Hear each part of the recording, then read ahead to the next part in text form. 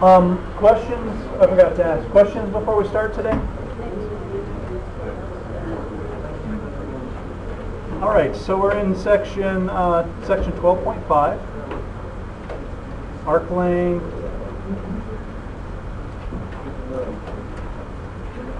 And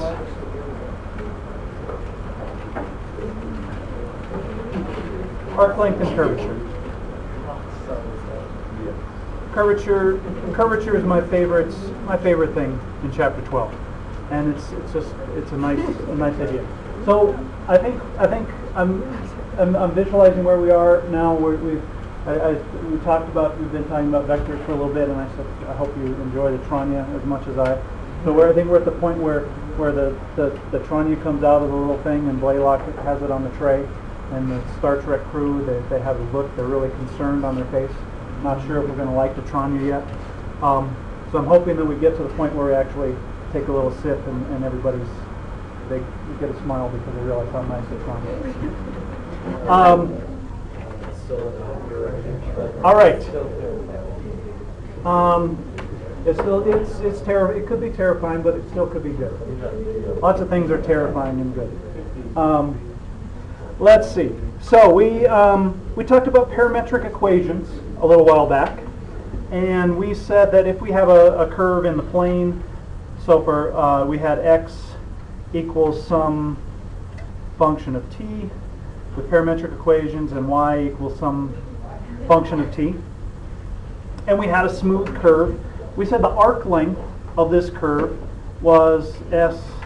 The arc length is the integral from a to b of the square root of x prime squared plus y prime squared dt.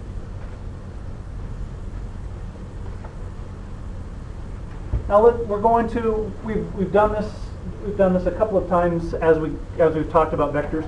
We're going to, rather than parametric equations, we're going to let a curve in space be represented by a vector valued function. So let's say in space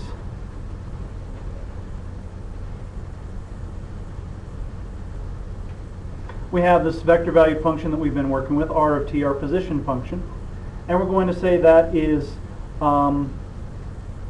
x of ti plus y of t j plus z of t k.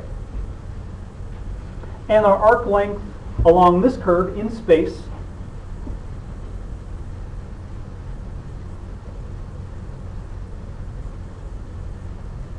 using the same idea, s is going to be the integral from a to b of the square root of x prime squared plus y prime squared plus z prime squared.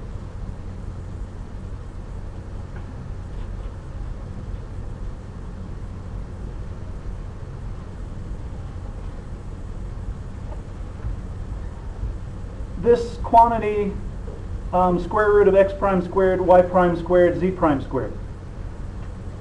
Does that look familiar in terms of what we've been talking about for the last few sections? What is it? Magnitude of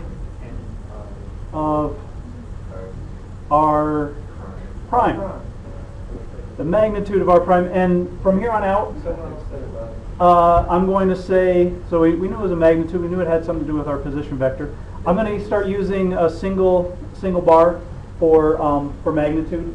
I was teaching vectors in pre-calc in here, and the pre-calc students are they get more easily confused if they don't see a notation that's the same that's in their book. But I'm going to use this. I'm going to use one bracket because it's a lot neater to write. One bracket means the same thing as two brackets. It's just the magnitude. So the magnitude of this is the magnitude of r prime. Wait, what is the absolute value in this chapter? Absolute value would only apply to a scalar. Magnitude is if it's a vector. If it's a vector, it always has to be magnitude. So you can use a single bar for You can use a single bar, and it's a convention. It's a convention. Some mathematicians say you should only use a single bar for vectors, and they reserve a double bar for what they call the norm of a matrix. So It's, I just, when I start writing the double bars, because my handwriting is not extremely neat, it gets really messy looking, messier looking. So this is the magnitude of r prime. X prime squared plus y prime squared plus z prime squared.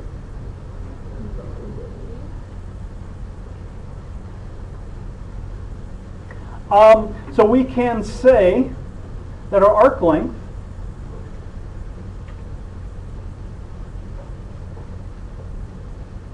is S is going to be the integral from a to b of the magnitude of r prime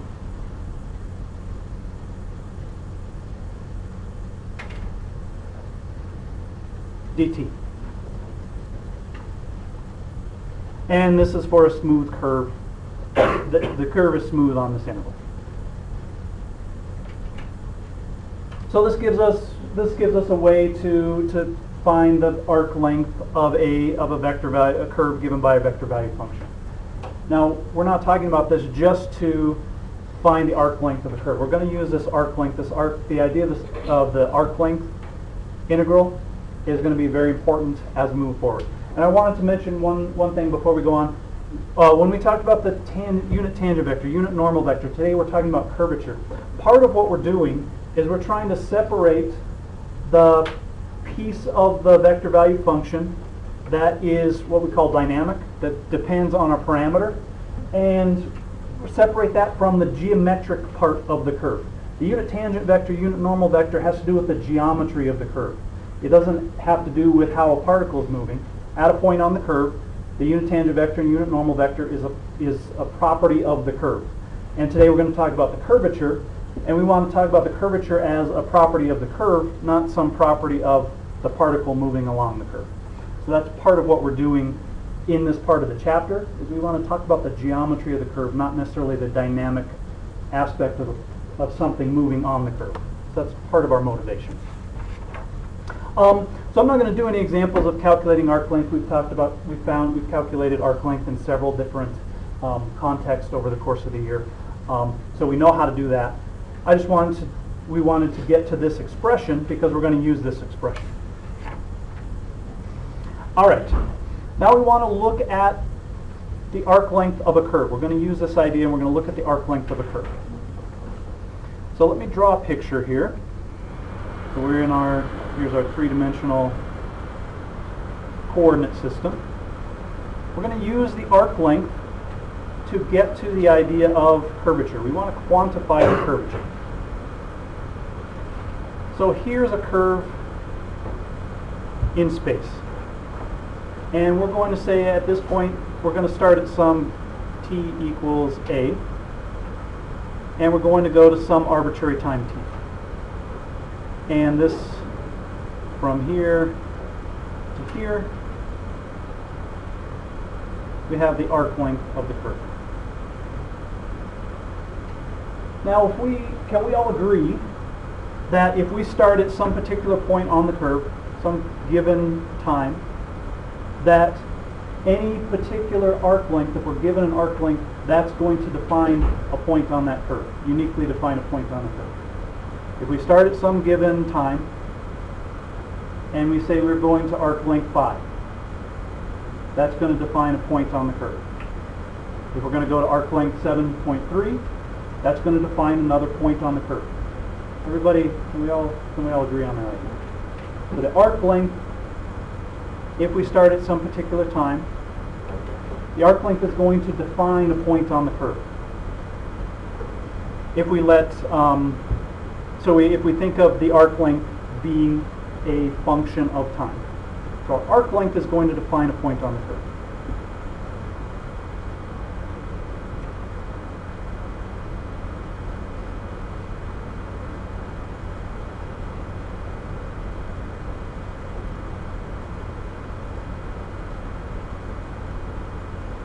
So for any particular arc length, we're going to get a point on the curve.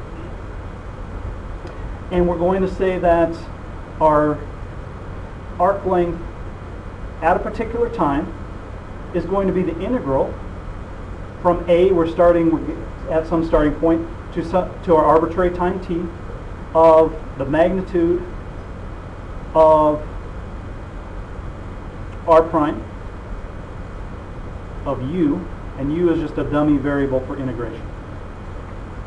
So we can find our arc length by evaluating this integral. We know our starting point. This is going to give us our arc length. That's going to define our point on our curve. We're going to call this S of t.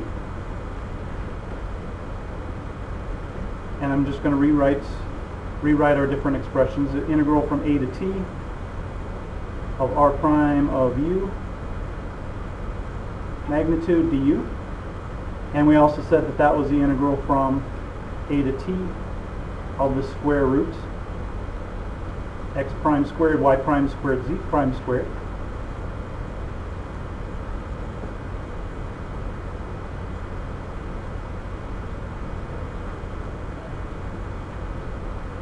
We're going to call this the arc length function.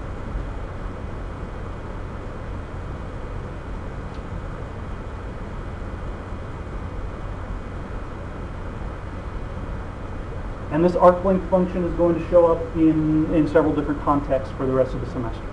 So this is our arc length function. And we call S is the arc length parameter.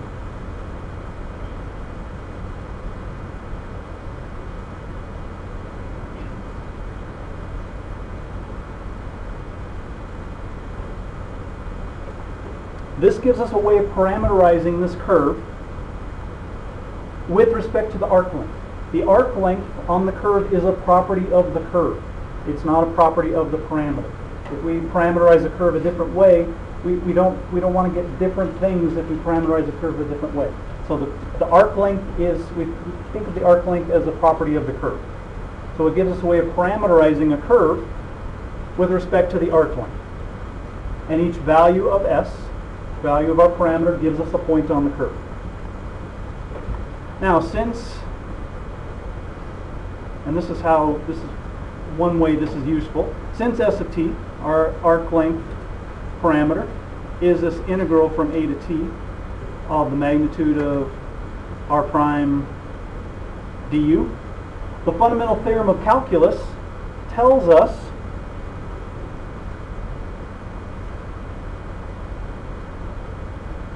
fundamental theorem of calculus says that if I take the derivative of this, ds dt equals the magnitude of r prime. So the rate of change of the arc length with respect to time is the speed of something moving along the curve.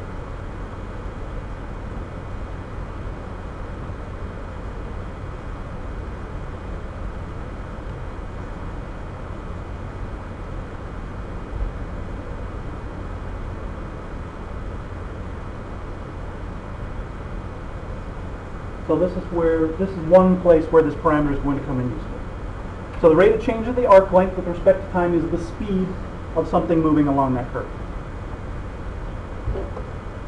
All right, so what we're going to do is take this idea of arc length,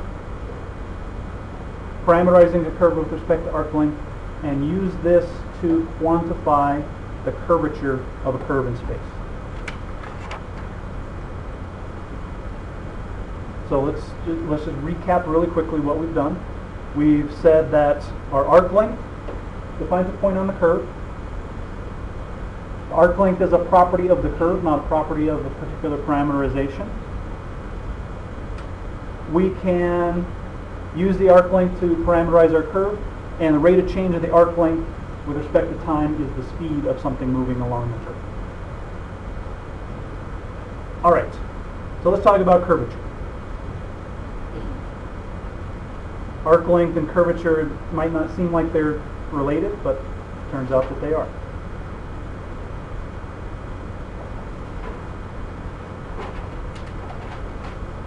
All right, let me draw a couple of circles here. I don't want to talk about these circles.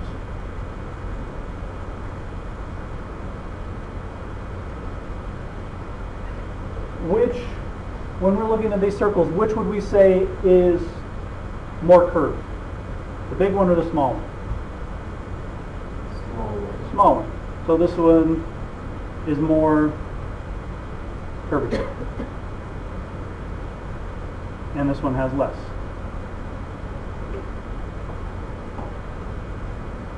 So thinking of that idea, how are we going to expect, when we come up with this idea of curvature, how are we going to expect curvature to be related to radius? Inversely proportional to the radius. So we know that this smaller circle gives us more curvature, so we'd expect that curvature is inversely proportional to radius.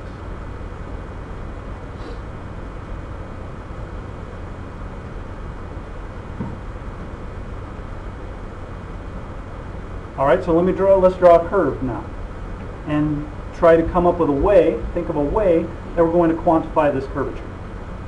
So here's a curve.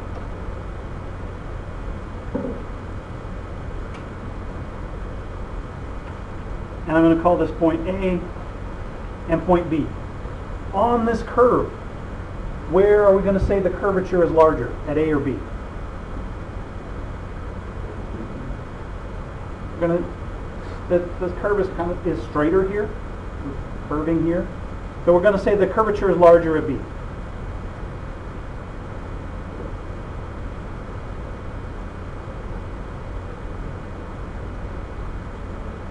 So thinking about what we talked about with tangential and normal components of acceleration, what are we going to guess that our curvature is going to be related to in terms of describing the motion on the curve?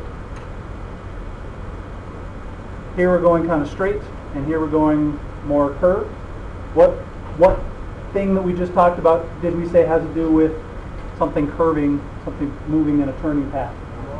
Our normal component of acceleration. So we're going to expect that our curvature is somehow related to the normal component of acceleration.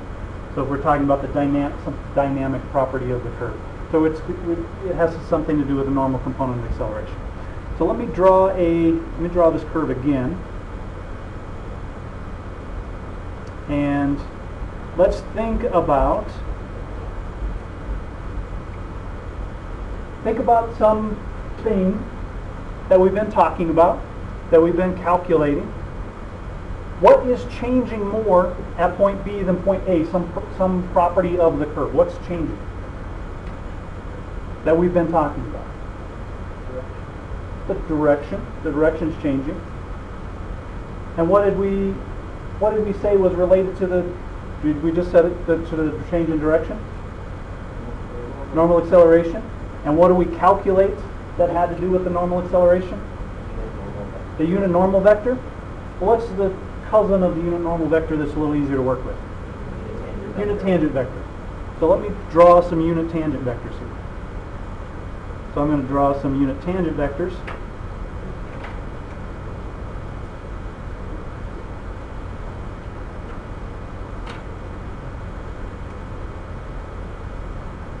And I know these aren't perfect drawings.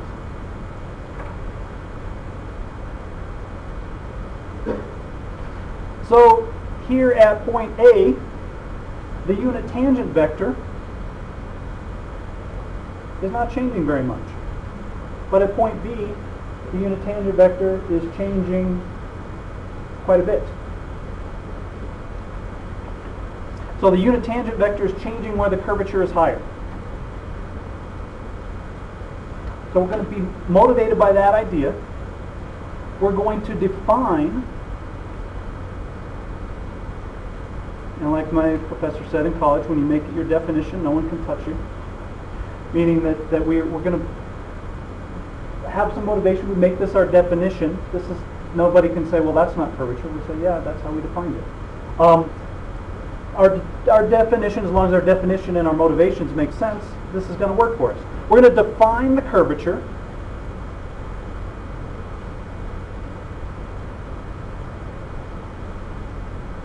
And our book calls it K. Some books use the Greek letter, the small Greek letter kappa. Some use rho. We'll call it K. K for curvature. K is going to be the magnitude of the rate of change of the unit tangent vector with respect to the arc length. We use arc length because we don't want the curvature to depend on our parameterization. So this is for a smooth curve.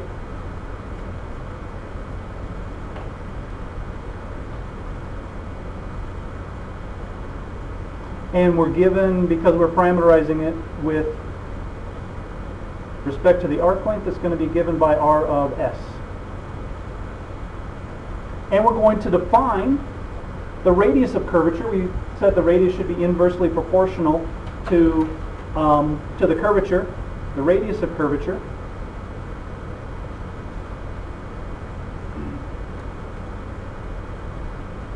R is going to be 1 over K. We're just going to define the radius as the inverse of the reciprocal of the curvature. So we use the parameter, we use the arc length parameter, so our curvature is independent of the parameterization. The arc length is a property of the curve. We calculate how quickly the unit tangent vector is changing with respect to the arc length. So here, as my arc length, if I start at point A here, as I get further from point A, my curvature is increasing. At some other arc length down here, the unit tangent vector might not be changing very much, so our curvature would be smaller. So we're defining our curvature as the rate of change of the unit tangent vector with respect to the arc length. It's our definition of curvature. Well, this doesn't look very nice to calculate with. We want to be able to calculate the curvature. So usually we want to calculate the curvature, and it's also can be very difficult to parameterize a given curve with respect to the arc length. To come up with an arc length parameterization can be difficult. We want to be able to write this in terms of our original parameter. So t is what we've been doing. So we usually calculate with respect to the original parameter. So we'll do that in just a second. Questions here about what we talked about? So this is our definition. What we'll see in the next, we'll talk about it more tomorrow, that this definition of curvature agrees with the ideas that we have about curvature and how it should work. Uniform circular motion, we would expect the curvature to be constant. It turns out that this definition of curvature does give us that. And our radius, if we're in uniform circular motion, our radius of curvature should be the radius of the circle. And it turns out, and we'll talk about that tomorrow, that this definition does give us that. All right, so let's talk about how we calculate curvature using our original parameter. So we want to calculate in terms of our original parameter.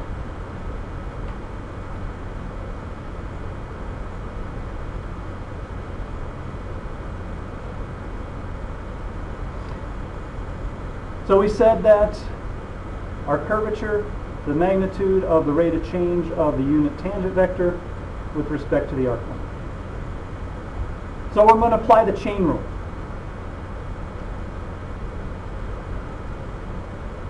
By the chain rule, dTds, the magnitude of dTds, equals the magnitude of dt times dTds. And I'm going to divide by this. I want to turn this from multiplication and division. So I'm going to say that this is the magnitude of the rate of change of the unit tangent vector with respect to time, divided by ds dt. And I'm going to write the numerator as the magnitude of t prime, and that's a function of time. divided by, and what did we say dSdt was, the magnitude of dSdt? The speed, divided by, and I can make these a little smaller, r prime with respect to t. So this looks a little nicer to calculate, a little bit.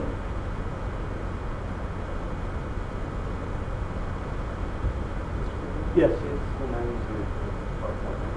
Yeah, the magnitude is around everything. So we're taking the magnitude of the numerator and the denominator. Yes. How did you get from multiplying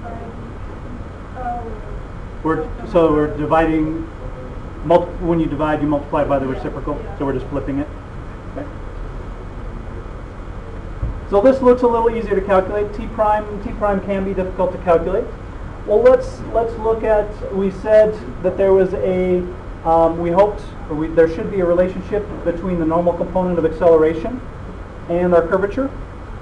So before we said, or we found that the normal component of acceleration was the magnitude of velocity times the magnitude of t prime. That was our normal component of acceleration. And we also said that this was equal to the magnitude of v cross a over the magnitude of v. Well, this lets me get rid of this t prime. So I can say, using this, I can say t prime, magnitude of t prime, equals, and I'm going to write this in terms of r rather than v and a. So this is going to be the magnitude of r prime cross the magnitude of r prime cross r double prime, and I'm dividing by the magnitude of v here, so that's going to be divided by the magnitude of r prime squared.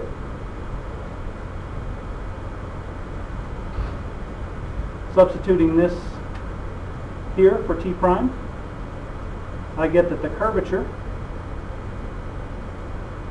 is r prime cross r double prime, magnitude of that, divided by r prime magnitude cubed. This is going to be the formula that we normally use to calculate, to compute our curvature. So this gives us our curvature in terms of our original parameter. So we don't have to find t prime, we don't have to worry about this arc length parameter. We can just use our ideas of velocity and acceleration.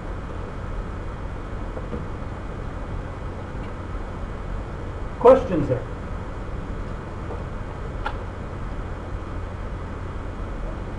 All right, so just to backtrack a little bit, we talked about our arc length. We used the idea of arc length to talk about how the unit tangent vector changes with respect to the arc length, and we said that that was how we were going to define our curvature. Using that idea now, we're able to quantify the curvature of a curve at any particular point. So we have an idea. If the curvature is larger, we know that it's curving more. If it's smaller, we know it's curving smaller. And we now are able to quantify that. So that's kind of a nice idea. We will talk tomorrow about relating this to some familiar ideas of curvature that we have from work we've done in the past, or for those of you that were in physics, or relate this to some of the ideas we've talked about that have to do with curvature in physics. But it's a pretty powerful idea to be able to take this idea of arc length and unit tangent vector and come up with a way to quantify curvature. The way we quantified curvature, it works in the plane, it works in space, so we're able to describe the curvature of any curve given by a vector value function.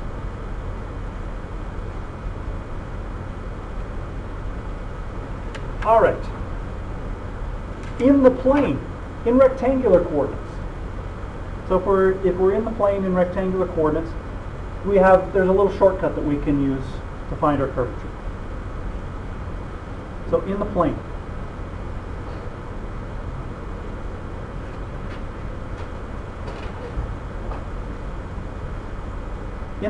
we usually have our curve. Our most common way to have a curve is y equals f of x. Let's let x be the parameter.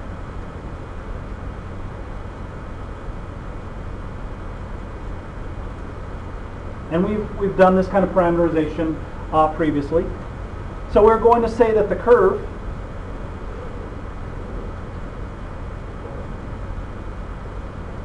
is given by r as a function of x as xi plus f of x j. X is going to give us our x component, and f of x is going to give us our y component.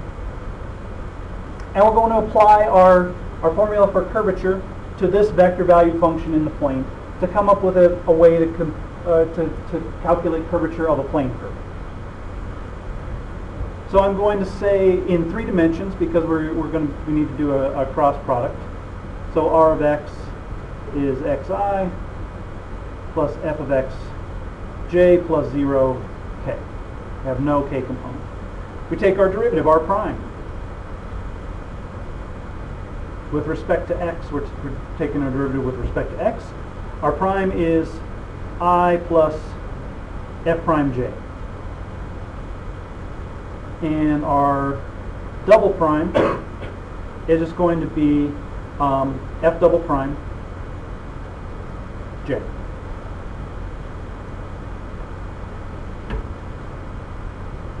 The magnitude of r prime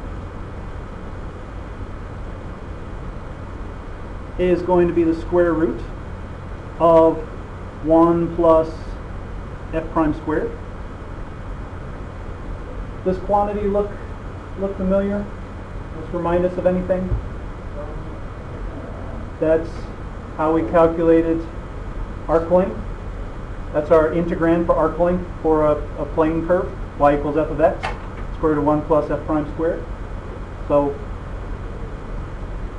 just to make that little connection. So we're going to calculate. We need this quantity for our curvature. We're going to calculate r prime cross r double prime. We're going to get the numerator here, and we calculate the magnitude of r prime. We're going to cube that. R prime cross r double prime. We can use our determinant method, I, j, k.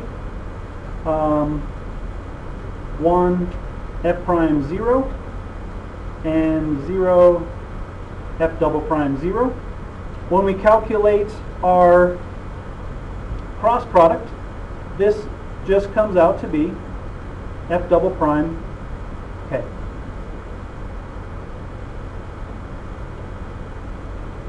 So the magnitude of r prime cross r double prime is just the magnitude of f double prime.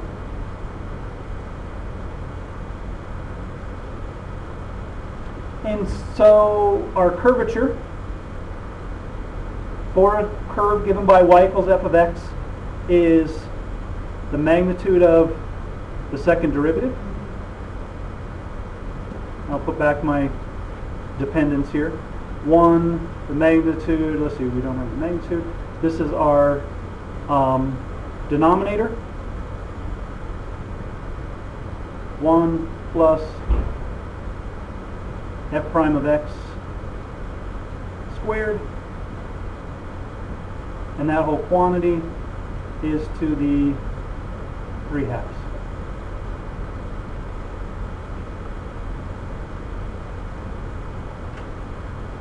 So this gives us a way to calculate curvature of a curve given by y equals f of x.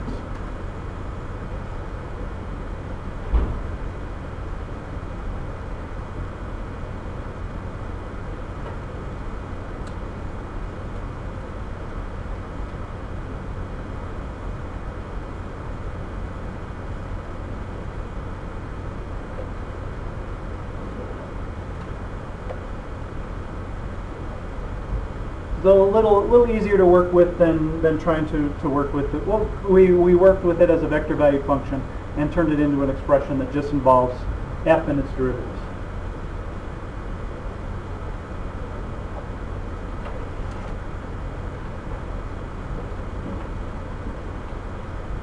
Questions then?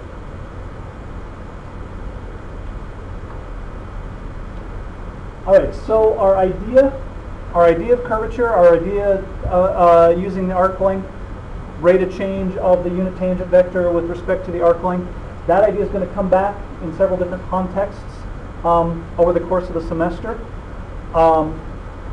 We'll talk a little more about curvature tomorrow. Talk about finding the circle of curvature, a couple of other things that have to do with curvature, and relate, make a little stronger connection between what we said today about curvature and the normal component of acceleration having a relationship. So we're going to talk about that in a little more detail tomorrow. And let's see, one other thing that I wanted to mention is another way that we analyze curves. We don't do it much in this course, but you might see it in the future, is if we take the cross product of the unit tangent vector and the unit normal vector. We said the unit tangent vector and the unit normal vector are always in a plane. They always define a plane. Our acceleration is always in a plane. We take the cross product, we get a vector that's normal to both of those, and we call that the binormal vector. And you can look at the rate of change of that binormal vector with respect to the arc length, and that tells us about how the curve is twisting in space. So the curvature tells us how it's curving.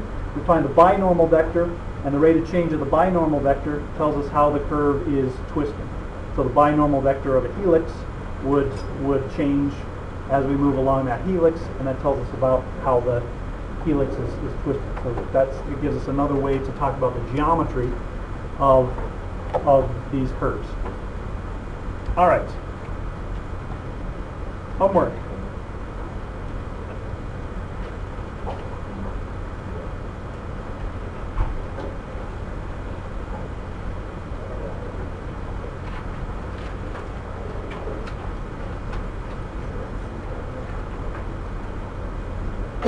There you go.